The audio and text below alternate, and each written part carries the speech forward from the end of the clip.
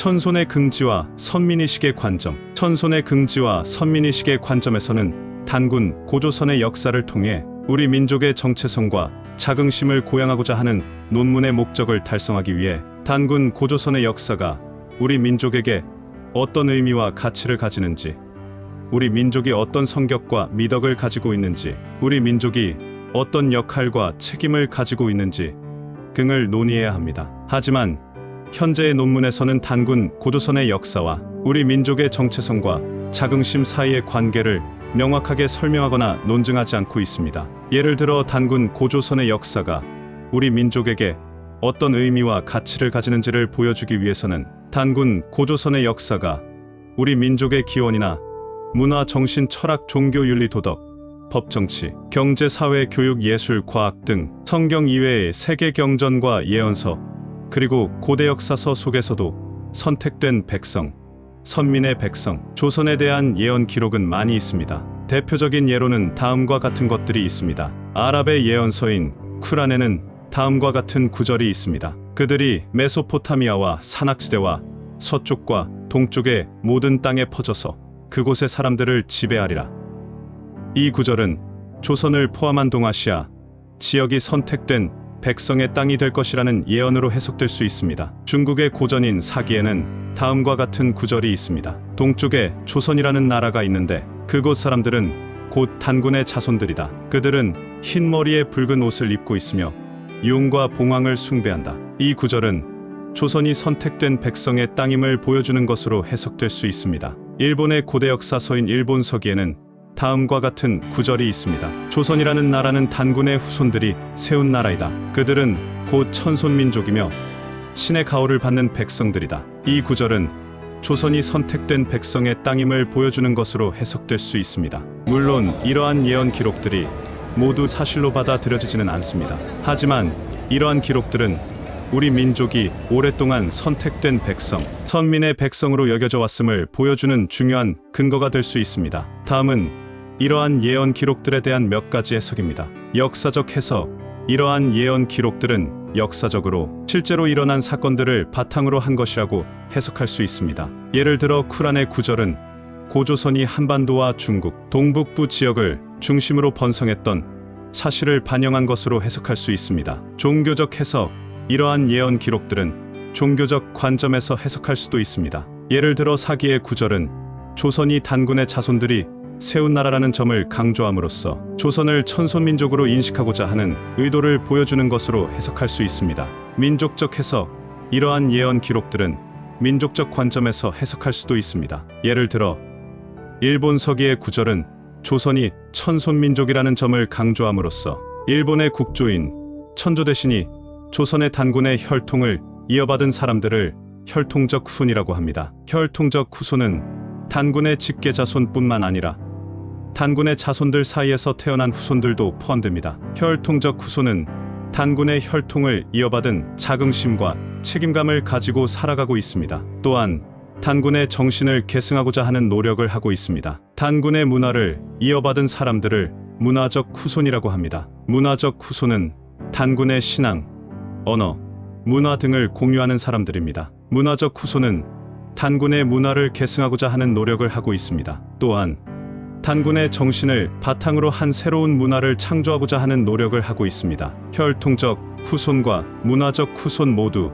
조선의 단군의 후손으로 볼 수 있습니다. 혈통적 후손은 단군의 혈통을 이어받은 사람들로 단군의 정신을 계승하고자 하는 노력을 하고 있습니다. 문화적 후손은 단군의 문화를 이어받은 사람들로 단군의 정신을 바탕으로 한 새로운 문화를 창조하고자 하는 노력을 하고 있습니다. 조선의 단군의 후손은 현재까지도 우리 민족의 자긍심과 정체성의 중요한 부분을 차지하고 있습니다. 선지자들의 예언 성취. 성경에 보면 예언은 사람의 뜻으로가 아니요 오직 성령의 감동을 입은 자들이 하나님께로부터 받아 전한 것을 말한다. 종교를 믿는 신도들이 자기들의 경전의 예언은 절대시하고 타 종교의 예언은 무시하는 경향이 심하다. 하나님은 시대마다 인간을 통하여 살아 역사하면서 장래일에 대하여 예언하셨다. 성경 외에도 동서양의 전복술가들이나 선지자라 칭하는 자들의 예언도 많이 전해지고 있다. 예를 들면 주역 정감록 비결서를 비롯하여 남사고,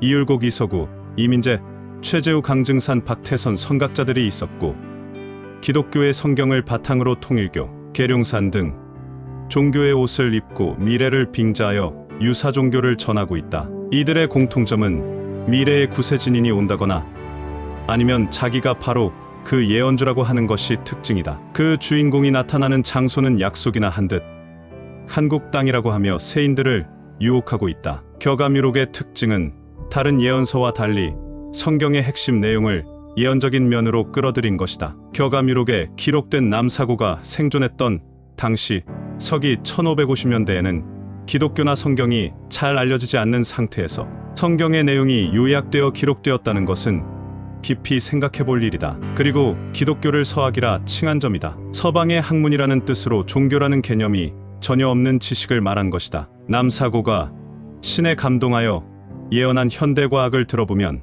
불 안 떼고 밥한다는 것, 전기밥솥, 하늘에 쇠새가 난다, 비행기, 얼굴을 안 보고 말을 한다, 전화. 그 당시에는 상상할 수 없는 문명의 이기를 그때 이미 예언하고 있다. 역대 대통령과 구세주, 정도령에 대한 예언이 정확하다. 이승만, 윤보선, 박정희, 최규하, 전두환, 노태우, 김영삼 대통령에 대한 예언이 적중하였다. 이씨 조선은 사실상 1910년 경술련 27대 순종 임금에서 망하였으나 그 후 36년 동안의 일제 식민지 생활과 1945년 해방과 더불어 1948년에 남한 단독 정부를 수립, 초대 대통령의 이승만 씨가 당선되므로 이씨 왕후는 일대를 추가하여 28대로 마감한다는 예언과 이승만 자유당 정권은 3.15 부정선거로 4.19 의거로 12년 만에 종말을 고한다는 내용은 앞에서 살펴본 바 있다. 격암유록 마룰론을 보면 이조지망하대 사칠군왕이라고 예언되어 있다. 이승만 대통령에 관하여서 사칠군왕, 즉 이씨조선의 28대왕이라고 적혀져 있다. 이씨조선은 제27대 순종에서 사실상 망했으나 그 후 이승만 대통령에 의해 일대가 더해져서 28대의 이씨 운이 끝나게 된다. 또한 격암유록 말초가에는 이씨조선이 경술년 1910년 순종 연호인 융의 4년 7월에 망했다가 1948년 다시 이씨가 섭정을 하게 된다고 예언되어 있다. 말초가에는 노서쟁룡 목자퇴 은연자 추미입 늙은 쥐와 용의 싸움같이 대세에 몰려 이씨 목자이가 물러가면 그 뒤를 이을 사람이 스스로 나오는데 소의 꼬리를 붙이는 사람이다. 여기서 소는 지지로 축을 뜻하며 여기에 꼬리를 붙이면 윤자가 된다. 윤보선 대통령이 등장할 것이 예언되어 있다. 가불가에는 영운혁명 재건박 한수탈로 삼처박 재건혁명을 일으켜 정권을 잡은 농부 출신 박씨 박정희 대통령이 3번 총을 맞아 죽을 것을 누가 알겠느냐고 예언되어 있다. 삼림 출세 천수박 삼처박 운수가지 삼림 즉 농부 출신인 하늘의 운수를 타고난 박씨가 3번 처치될 운을 누가 알겠느냐. 박정희 대통령이 총을 3번 맞고 서거할 것까지 정확하게 예언되어 있다. 박정희 대통령은 1979년 10월 26일 김재규로부터 총을 맞고 서거했다. 박정희 대통령 서거 후에 남은 임기를 맡을 후대인으로 최규하 대통령이 등장할 것도 격암유록 세론시에 목인비거우대인 산조비례우대인 목인이 갑자기 날아가 버린 후 산세가 날아와 그 후대인이 된다고 예언되어 있다. 여기선 박씨 즉 박정희 대통령을 뜻하며 세조는 새추와 같은 뜻으로 산조는 산추로서 조합하면 최가 되어 최규하 대통령이 등장할 것을 정확하게 예언되어 있다. 그 다음 등장할 전두환, 노태우, 김영삼 대통령에 대한 예언은 이서구 선생이 지은 채지가에 예언되어 있다. 채지가는 격암유록과 상당 부분이 연관되어 있으며 이 또한 우리나라에 대한 예언서라 볼 수 있다. 전두환 대통령은 박정희 대통령 서거 후 혼란스러운 전국 속에서 곳곳에서 데모가 일어나고 급기야는 광주항쟁까지 비화되는 과정에서 등장한다는 것이 예언되어 있다. 제1강산 돛대로서 도사공 인우구 신고 세계동란 하울적에 전 원수가 아니던가. 상이 어지러울 때 배를 저어갈 사공은 전시 성을 가진 우두머리라는 뜻으로 전두환 대통령을 뜻한다. 그 다음 노태우 대통령은 역시 채지가의 경상도 출신이며 대장 출신으로 대통령에 오른다고 예언되어 있다. 남강 철교 이다리가 위달인가 경상도의 노달이라 15야 밝은 달은 달도 밝고 명랑한데 우르대장 노대장 천지수단 손에 있네.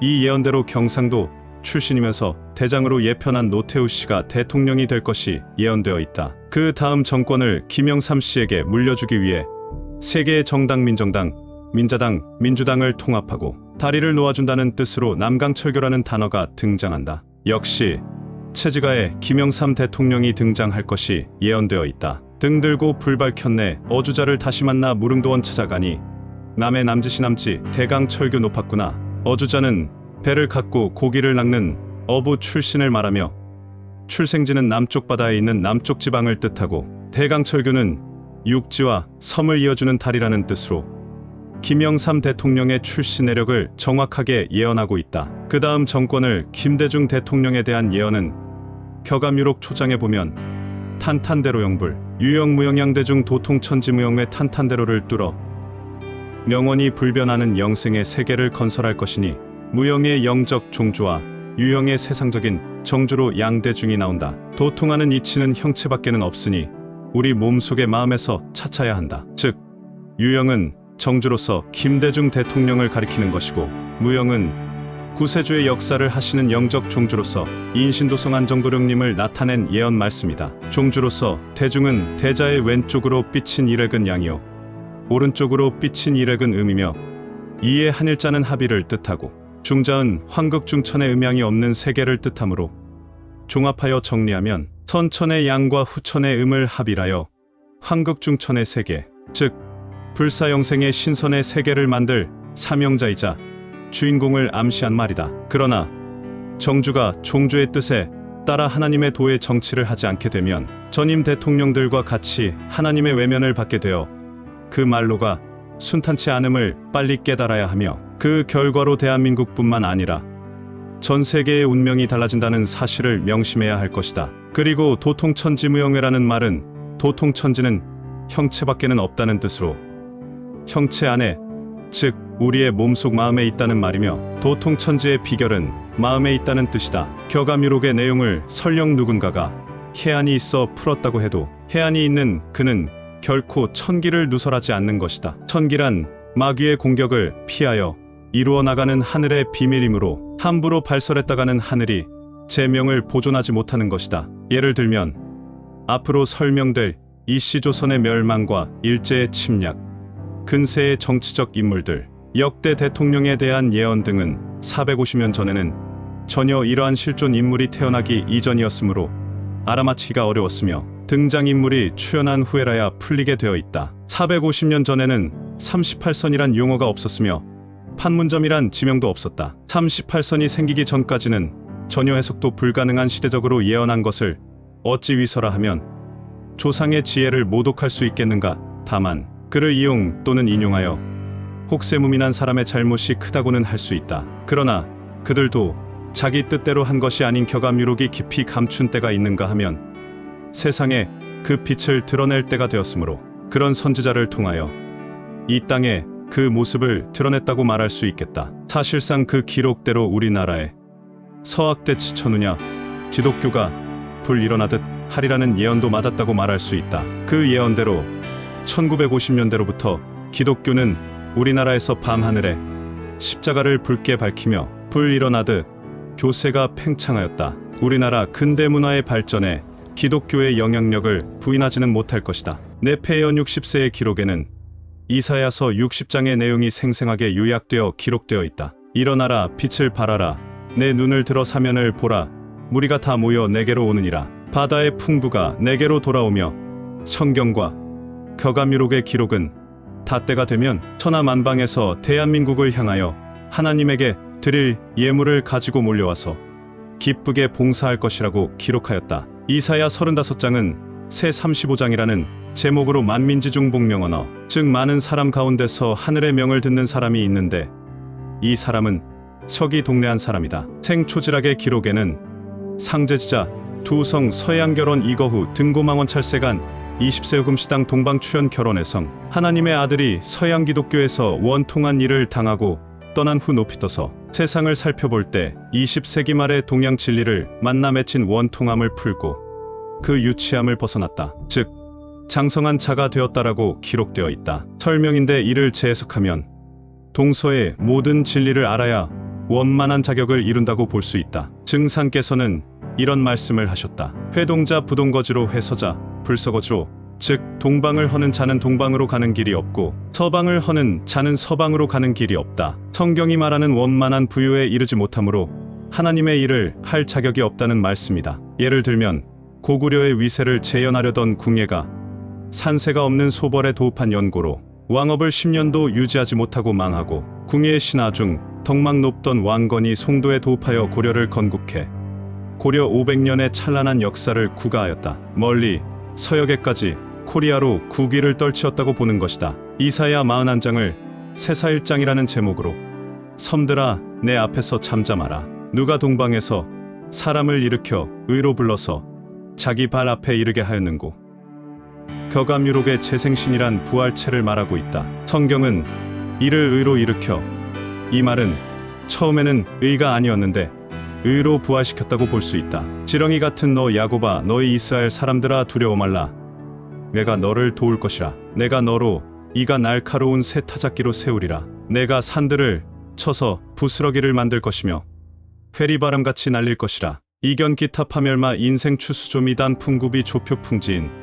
내가 한 사람을 일으켜 북방에서 오게 하며 38지북 추어성인 천수대명 이 사람에 대하여 사인불인 시사진인 마두우가기양화관 목회도진인 도남내지진주 출남해도 중자 성경 세인불각의 이 말씀을 두고 혹자는 격암유록이 위서다 사입이다 라고 말하지만 내용을 간추려보면 격암유록은 그 내용이 성경을 위장한 것이 아닌 신의 감동으로 쓰여진 우리나라에 대한 예언서라는 감동이 느껴지며 핵심이 하나님의 나라 건설을 위한 비밀이 감추어져 있음을 볼 수 있습니다. 나의 종 너 이스라엘아, 나의 택한 야곱아, 나의 벗 아브라함의 자손아, 내가 땅 끝에서부터 너를 붙들며 땅 모퉁이에서부터 너를 부르고 내게 이르기를 너는 나의 종이라.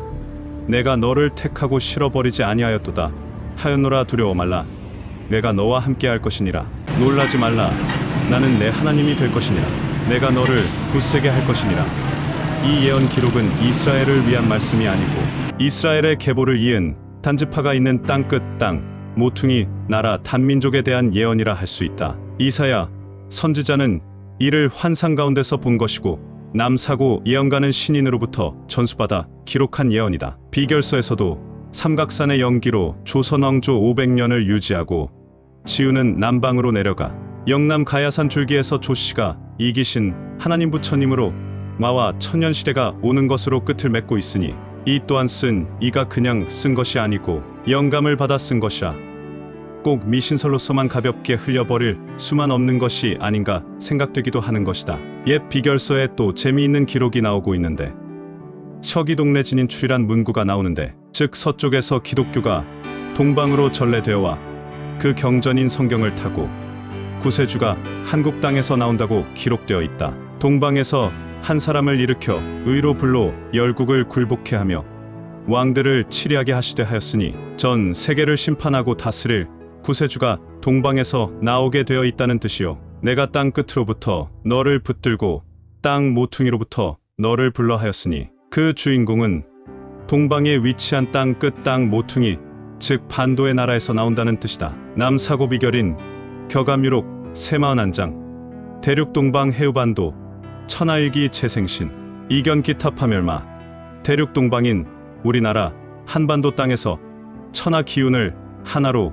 모은 구세진인 정도령 이긴 자가 나오는데 그 신인을 바라보는 대로 마귀를 박살내신다고 예언되어 있다. 이 예언 그대로 지금 정도령님이 이끄시는 이곳은 나라는 주체의식이 욕심부리는 마음을 없애는 방법을 가르쳐 주신다. 이기신 완성된 하나님이 좌정하신 그분은 이슬성신을 부어주시어 악한 마음을 선한 마음으로 변화시켜 주는 놀라운 역사를 하고 계신다. 섬들아 잠잠하라. 동방 땅끝 땅 모퉁이에서 너를 불러 일으키리니 열국 왕들이 다 와서 굴복하리라 라고 이사야 선지자가 예언한 말씀대로 오신 분이다. 예로부터 동방하면 한국과 일본을 말하며 섬들아 잠잠하라 했으니 일본은 해당이 안 된다는 뜻이고, 땅 끝 땅 모퉁이는 우리 한반도 즉 대륙 끝에 붙어있는 삼면이 바다에 둘러싸인 모퉁이 땅 우리 대한민국을 가리킨다. 열국 왕들을 굴복시킬 이긴 자가 우리 대한민국에서 나올 것을 예언해 놓은 것이다. 특히 정도령 조이성님이 태어나신 김포는 동쪽으로는 한강이 흐르고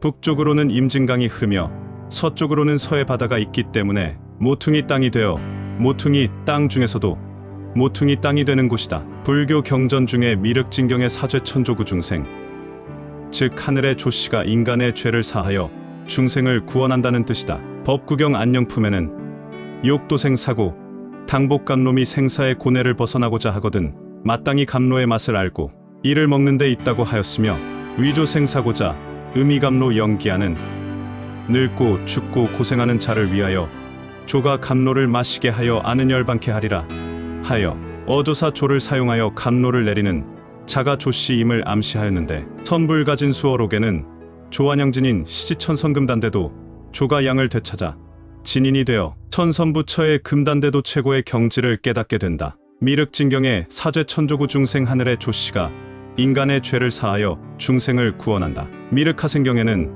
천조록 인간선악 노심봉 하늘의 조씨가 인간의 선악의 노고를 기록하여 응당히 보답한다고 예언하여 구체적으로 조라는 성씨의 사람을 통하여 감로를 내리고 중생들을 구원한다고 예언하여 놓았다. 한민족의 위대한 예언서 격암유록 새41장에는 대륙동방 해우반도 천하일기 재생신 인생추수 조미단 풍구비 조표풍지인 궁을 십승. 이 예언 기록은 대륙의 동방 바다에 둘러싸인 반도 땅에 천하의 기운을 받아 거듭난 몸으로 인생을 추수하는 분이 나오는데, 그가 궁을 이기신 하나님 정도령이다. 불경과 격암유록의 이상과 같이 예언이 되어 있는데, 인생을 추수하는 분이라는 것은 구세주를 말하며 지게미 조자에서 쌀 미자를 바람에 몰아날려 버린 조씨의 사람이 십승, 즉 이기신 하나님이라는 뜻으로 격암유록에서 예언하고 있으며, 정도령이 나라는 주체의식을 이기고 성령으로 거듭난 이기신 하나님으로 나타나며 하늘의 조씨 성으로 온다는 것을 예언하여 무리 조자 창령 조씨로 조이성님과 일치하는 성씨로 미륵불 정도령 십승인 이긴 자 구세주 하나님이 반도 땅에 온다는 예언을 불경과 격암유록과 똑같이 예언하고 있다. 불경 불설미륵 내시경 미륵도수하자 용 4월 8일 명성 출시득불도 미륵부처님이 도 닦는 나무 아래 앉아서 4월 8일에 밝은 별이 나타났을 때의 불도를 얻는다. 여기서도 미륵부처님이 밝은 별이라는 이름으로 오신다고 의미 있게 알리고 있다. 혹 어떤 분들은 밝은 별이 어째 사람의 이름이냐고 하는데, 밝은 별이라고 한다면 금성과 효성을 말하는데, 그런 샛별을 받는다면 별이 얼마나 큽니까? 구세주인 미륵불이 별에 깔려 죽으니 그런 뜻은 아니겠지요.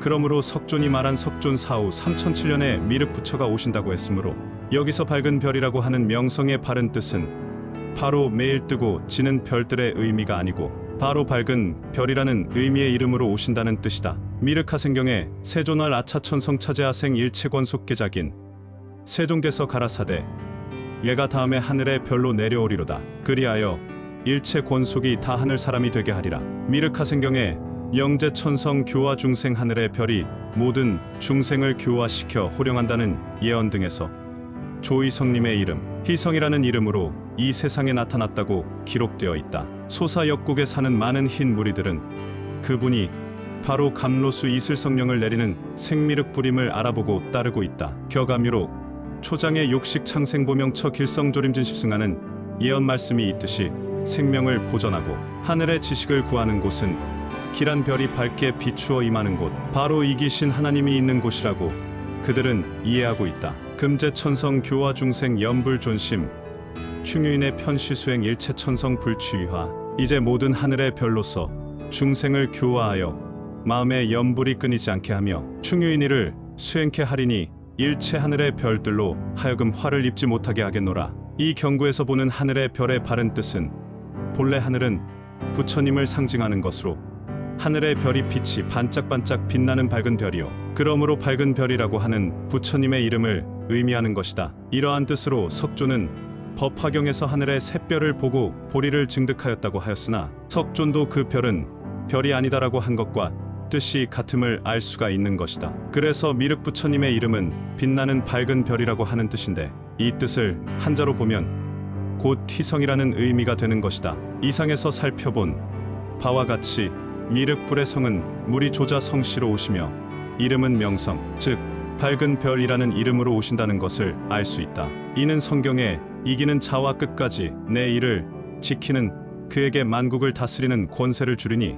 그가 철장을 가지고 저희를 다스려 질그릇 깨뜨리는 것과 같이 하리라. 내가 또 그에게 새벽별을 주리라 하는 내용과 일치한다. 격암유록 도부시인편의 대백금성요성조 즉 큰 의인은 금성 즉 새벽별이 비치는 자라고 하여 새벽에 가장 밝은 별 금성이라는 뜻의 밝은 희자 별성자의 이름으로 정도령이 올 것을 예언하였다. 이기는 자는 철장을 가지고 만국을 다스리리라. 또한 그에게 새벽별을 주리라. 또 합동 찬송가 육신의 모든 염려 찬송의 후렴에는 구주는 산곡의 백합 명랑한 새벽별 만인 위에 뛰어나시는 주일세라고 하여 성경에도 이긴 자 메시아 구세주는 이 세상에서 새벽별 즉 밝은 별이라는 이름을 가지고 나온다고 성경, 불경 예언서인 격암유록과 일치하는 예언을 해놓았다. 성경, 불경 등의 경전과 예언서에는 구세주 미륵불 정도령이 신민년 1931년생 양띠로 온다고 예언되어 있다. 불경 미륵진경의 백마양년 오당하생 어이사거래지 신민년에 사바세계에 오시는데 두 세상이 가고 오는 땅이 된다고 하여 신미생으로 오는 미륵불에 의의 죽음의 세계는 가고 영생의 세계가 온다는 말로서 백마는 경우년 1930년을 말하며 양년은 1931년 신민년을 뜻하여 신민년 1931년 양띠로 미륵불이 온다고 예언되어 있다. 격암유록 궁을론에는 청룡지의 여상가일 지병거토 구경영이 58년이라고 예언하여 청룡 즉 청은 오행상갑 용은 용띠진을 의미하여 1904년 갑진년으로부터 여상가일 즉 여자는 칠자를 두 개 겹친 것으로서 14를 말하며 여자를 가일 즉 한 번 더하라는 뜻대로 하면 14 곱하기 2 즉 28년을 더하라는 뜻으로 중복되는 1년을 빼고 합치면 1931년이 되는데 이는 조이성님의 출생년과 일치한다. 성경에도 구세주를 어린 양으로 표현하여 구세주가 양띠로 올 것을 예언하였다. 조선의 국군에 대하여 일본의 예언자요 종교사상가인 우지무라 간조의 예언을 상기해보면 명치메이지유신을 단행한 일본의 경세가들은 아시아 대륙을 지배할 야망을 가지고 조선으로 진출하여 청국과 러시아 두 세력을 전쟁으로 물리치고 을사조약을 강제로 체결하고 1905년 경술국치 조약 단계에 돌입할 무렵에 우찌무라는 1907년에 놀라운 예언을 하였다. 조선이 국권을 빼앗기고 비분에 잠겨 절망하고 있을 때 자기의 조국 일본은 죄 없는 조선 침탈의 죄 때문에 결국엔 망할 것이라고 다음과 같이 말했다. 조선이 지금은 군대도 군함도 없는 약소국으로 외국의 침략을 당하지만 불원장래의 하늘에서 신이 강림하여 조선은 신의 보호를 받을 것이라는 경고를 일본 정부에 했다고 한다. 옛 유대 땅에 빛이 나타나 세계를 비침 같이 조선은 동방의 빛으로 세계를 비치는 등불이 되리라는 엄청난 폭탄 같은 예언을 하였던 것이다. 이 예언은 자기 나라의 위정자들을 책망하고 조선인을 위로하고 격려하는 진심 어린 예언이었다. 예언한 지 한 세기가 다 될 즈음에 그 예언이 실현되어 동방의 빛인 구세주가 한국 땅에 나타나 세계를 향해 영생의 세계가 도래했다고 외치며 밝은 빛의 말씀을 전하고 있다. 예언적인 시를 읊었던 인도의 시성 타고르도 1920년대 그 당시의 조선을 동방의 등불이라고 모래로 예언한 적이 있었음을 우리는 상기해둘 필요가 있다고 생각한다. 예로부터 중국의 성현들도 조선을 군자의 의지국이라 하였다. 뿐만 아니라 삼신산에 불로초가 있다고 예언하였는데 이 이야기를 들은 진시황이 동남동녀 500상을 조선에 보내 불로초를 구해오라고 명령했던 일도 있다. 예를 모르면 군자국인 동이 즉 조선에 가서 배워오라고 할 정도였다. 이를 미루어 보면 이미 조선이란 곳은 단군 왕조시대 고결한 히브리 문화인 모습, 율법의 법도와 예법을 준수할 줄 아는 고등문화를 가진 천손민족임을 입증한 것이라고 볼 수 있다. 앞에서 이미 언급한 바와 같이 인도 시성 타고르도 조선을 찬양했다는 것을 이미 언급한 바와 같이 역사가 깊은 나라 인도의 시성 타고르가 자기 나라의 장래를 말하지 아니하고 멀고 먼 대륙 끝에 붙어있는 조선을 일컬어 부모국 동방의 등불이라고 찬양했다는 것은 깊은 의미와 뜻이 있지 않겠는가. 이는 한결같이 영감을 얻어 말하였기 때문에 그 예언대로 언젠가는 때가 이르면 성취되는 것이다. 한국에 관하여서도 성경을 주의 깊이 숙독을 하며 살펴보면 범상하지 않은 예언적인 말씀들이 있음을 발견할 수 있다. 이는 아직 때가 되지 않아 우리가 깨닫지 못할 뿐이다. 그때까지 누설되지 않도록 하기 위하여 숨기시려고 암시적으로 혹은 묵시로 표현해 두신 것으로 이해할 수 있는 것이다. 묵시를 받은 예언자들 자신들도 그 뜻을 알고 싶어 하나님께 기도해도 하늘의 비밀을 나타내실 때까지 감추시고서 다니엘아, 이 글을 마지막 끝날까지 간수하고 봉함할 것이니라고 하셨다. 국조 단군의 뿌리 역사와 메시아, 구세주의 출현에 관한 예언들은 지극히 하나님이 숨기신 하늘의 급비 역사였다. 그 하나님의 성령의 역사적 계보와 혈통을 성경과 세계사 속에서 살펴보면 다음과 같이 정리할 수 있을 것이다. 참 메시아의 출현과 고조선을 세운 단군의 역사를 예고한 선지자들은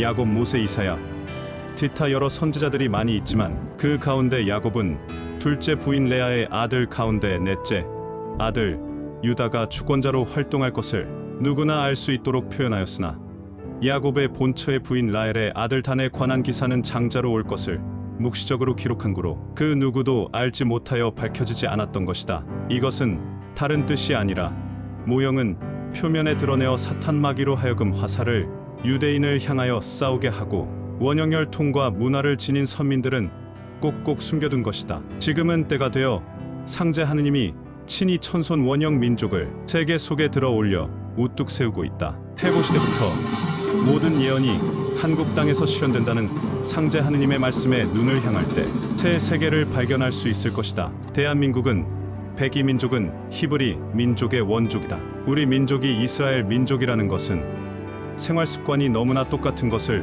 보아 알 수 있다. 제사법이 같다. 두 나라가 다 같이 사람이 죽으면 베옷을 입고 곡하는 것이 같다. 산소마다 돌 제단이 있다. 또 장작을 쌓아놓고 염소나 양을 잡아서 불태우며 제사를 지냈고 우리나라에서도 비가 안 오면 기우제를 지낼 때 장작을 쌓아놓고 소를 잡아 올려놓아 불을 지르며 제사를 지냈던 것이 같다. 두 민족이 다 같이 흰옷 입기를 좋아하여 백이민족이라 하고 또 같은 것은 양반 상놈제도가 같다. 남녀 7세 부동석이라는 정조관념이 같으며 부녀자들이 물동이를 이고 물깃던 것이 같고 맷돌질, 도리깨, 농사법이 같고 언어의 구조가 같고 같은 의미로 쓰이는 것이 많다. 이스라엘 민족과 한민족의 공통의 고대 언어와 문화유산을 예를 들면 애미 애비 엄마 아빠와 음식 문화도 비슷하다. 맵고 짜고 부추 마늘 등은 이스라엘 사람과 우리 민족이 즐겨 먹는 음식이다. 또 골상이 똑같다. 두뇌가 다 우수하다.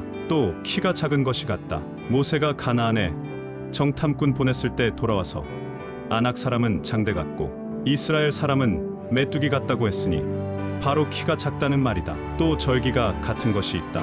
유월절에 양의 피를 문설주에 발라서 화를 면했다고 하여 지켜오던 절기를 한국에 오니 양이 없어 피 색깔과 비슷한 팥죽을 쑤어 문설주에 바르며 잡귀마귀가 들어오지 못하게 한동진 날 팥죽을 쑤어 먹는 것이 지금까지 지켜오고 있다. 그러므로 우리 민족이 바로 이스라엘 민족 중에 이스라엘 민족임을 풍습, 언어, 문화, 고고학적 유물들을 통해 알 수가 있다. 선민 중에 선민인 단지파에서 인류를 구원할 구세주를 배출하기 위하여 하늘의 백성들을 동방으로 옮겨놓고 숨기며 하늘의 지혜를 키우시는 것을 성경이 증명하고 있다. 감사합니다.